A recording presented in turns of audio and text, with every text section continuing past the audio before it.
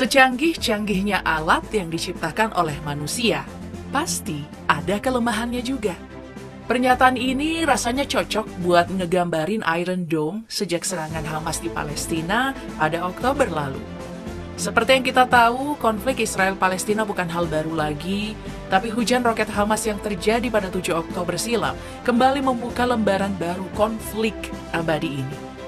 Walau diklaim punya sistem canggih, faktanya Iron Dome harus takluk oleh sekitar 4.000 roket yang dilakukan oleh kelompok Hamas. Iron Dome jadi sorotan pasca agresi Hamas. Pasalnya alat itu diklaim sebagai salah satu sistem pertahanan udara paling canggih di muka bumi yang sulit untuk ditembus. Selama ini Iron Dome dipercaya mempunyai tingkat akurasi dan ketahanan yang mencapai 90%. Tapi itu semua nggak sepenuhnya benar, karena Hamas membuktikan sendiri lewat serangan roketnya yang bertubi-tubi bahwa Iron Dome juga bisa kecolongan. Selama dipasang bertahun-tahun lamanya, Iron Dome telah melakukan ribuan misi pencegatan yang membuat pertahanan Israel nampak sangat solid dan gak mudah untuk diserang sama sekali. Dalam prosesnya, Amerika Serikat menjadi negara yang paling banyak membantu untuk mengembangkan Iron Dome. Senjata militer canggih ini dilengkapi dengan baterai yang mampu mempertahankan wilayah dengan luas 150 km persegi dari gempuran berbagai serangan rudal dan lain-lain. Saking canggihnya sistem di Iron Dome dan segala komponen yang melekat pada senjata tersebut, satu baterai Iron Dome aja dibanderol dengan harga 100 juta US dollar. Tentu buat siapapun yang mendengar angka ini akan sangat terkejut dengan betapa mahalnya komponen yang ada dalam dunia militer. Tapi memang itulah faktanya. Dalam satu unit saja baterai Iron Dome bahkan dibekali oleh 3 atau 4 peluncur rudal, dengan masing-masing peluncur ini mampu menampung hingga 20 rudal Tamir. Nah, bayangkan saja, itu artinya untuk satu baterai Iron Dome, maka ada sekitar 60-80 rudal Tamir yang dapat diangkut oleh alat tersebut.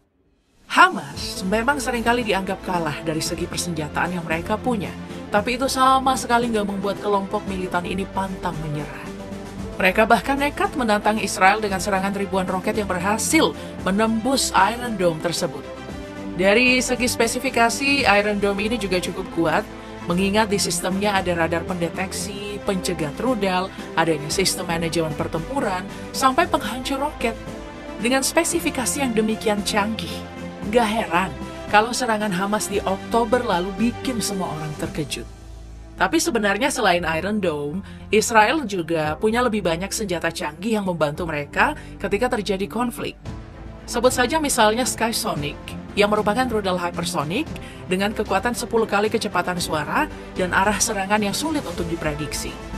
Kemudian ada juga alat canggih yang bernama Spider, yang mempunyai peluncur rudal pencegat 360 derajat yang membuat rudal musuh kocar-kacir karena sistemnya dapat menghantam ke semua arah. Selain persenjataan canggih macam rudal, Israel juga mempunyai sejumlah senjata pertempuran berupa senapan, jet tempur, tank, dan masih banyak lagi yang membuat kekuatan militer mereka ini sangat kaya. Salah satu yang terkenal dari pasukan ini adalah tank Merkava. Kemudian ada juga Itan yang menjadi kendaraan lapis baja yang pertama kali dikembangkan oleh militer Israel. Sementara itu, pihak Hamas mengandalkan berbagai senjata sederhana yang mereka miliki. Senjata yang didapat oleh pasukan Hamas memang sebagian besar adalah hasil suplai dari beberapa negara yang mendukung kelompok tersebut dan kebebasan warga Gaza Palestina.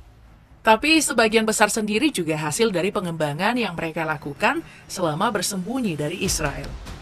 Pada dasarnya Israel juga nggak pernah berhenti buat mengembangkan senjata canggih, apalagi yang berguna bagi sistem pertahanan mereka selama konflik berlangsung. Bahkan sekarang mereka juga punya sistem persenjataan yang dinamai dengan Iron Sting. Israel mengklaim bahwa Iron Sting ini punya daya destruktif yang tinggi. Apalagi senjata tersebut juga digambarkan sebagai bom mortir yang akurat dan sangat inovatif.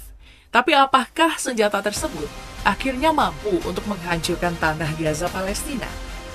Iron Sting memang dianggap sebagai senjata yang berbahaya dan serangannya memberikan dampak signifikan bagi warga Gaza.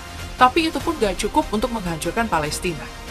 Apalagi menurut rilis Benny Gantz yang menjabat sebagai Menteri Pertahanan Israel di tahun 2021 menyatakan bahwa Iron Sting ini adalah senjata yang mampu menyerang target dengan ketepatannya. Pengembangan senjata ini memang telah dilakukan sejak lama. Bahkan tayangan iklan tentang Iron Sting oleh Elbit System sudah dilakukan pada Maret 2021. Iron Sting ini juga diuji cobakan untuk melawan kelompok militan Hamas. Terbukti dari adanya rilis rekaman bahwa senjata tersebut tengah menarget peluncur roket yang dimiliki oleh kelompok itu.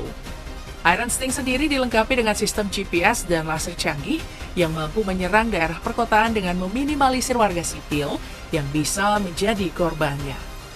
Sudah pasti meminimalisir korban menjadi pilihan yang sangat penting dan menjadi kelebihan dari sistem senjata Iron Sting. Pasalnya kita tahu bahwa dalam pertempuran antara Israel-Hamas, gak sedikit warga yang menjadi korban luka dan tewas. Dampak dari serangan bom apalagi yang Israel tujukan ke jalur Gaza kerap mengancam nyawa pemukiman padat penduduk di daerah tersebut.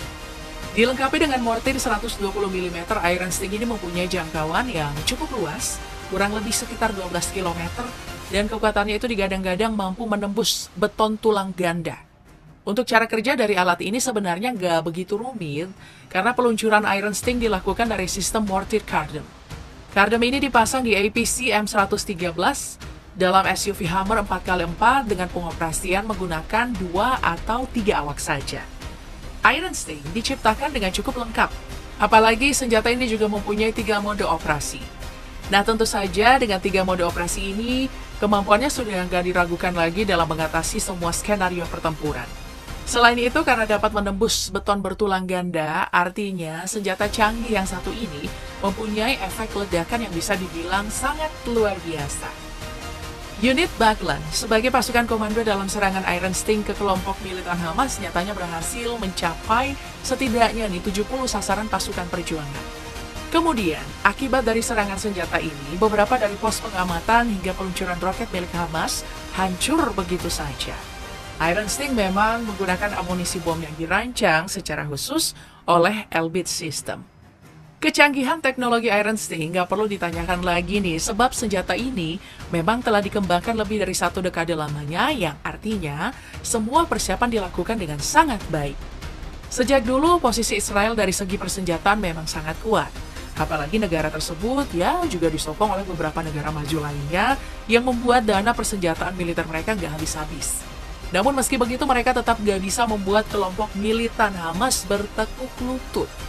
Iron Sting yang dianggap mampu meminimalisir korban, bisa dibilang sebagai bentuk bahwa Israel masih bertindak secara manusiawi. Tapi sayangnya itu sama sekali nggak menjamin. Karena bisa terlihat dengan baik di mata dunia ya.